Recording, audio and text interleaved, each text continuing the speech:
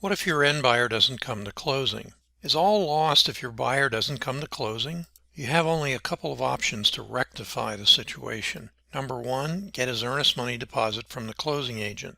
Number two, get an extension from your seller and try to quickly resell the property. Even though you put on your contract that the end buyer's earnest money deposit was non-refundable under any circumstances, it doesn't mean you'll get his earnest money deposit at all. Paying out the earnest money deposit to you is at the whims of the closing agent or closing attorney. If he pays you as the contract says, he runs the risk of being sued by the end buyer, and if he doesn't pay you the earnest money deposit, he runs the risk of you suing him. In most cases, he protects himself first and just holds the earnest money deposit until there is either an agreement between you and the end buyer or he receives a court order. The closing agent should provide you with a cancellation of contract and earnest money deposit disbursement agreement to be signed by you and the end buyer.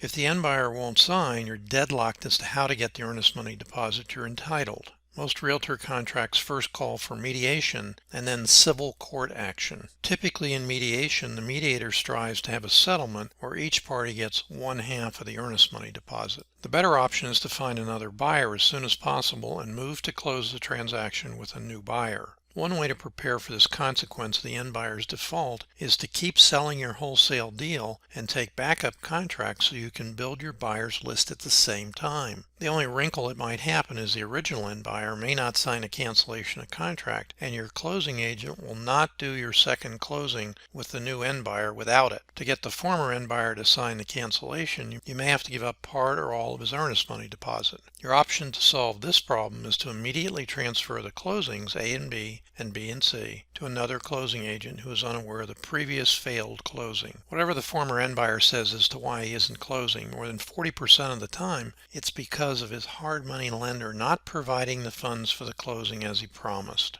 If you have any additional questions, contact me directly at davedinkelquestions@gmail.com. If you need hard money instead of transactional funding, contact me for referrals to private hard money lenders. Be sure to check out besttransactionalfunding.com for all your same-day double closing needs, including a list of investor-friendly closing agents in various states. We have more 5-star Google ratings than all the other transactional funders combined.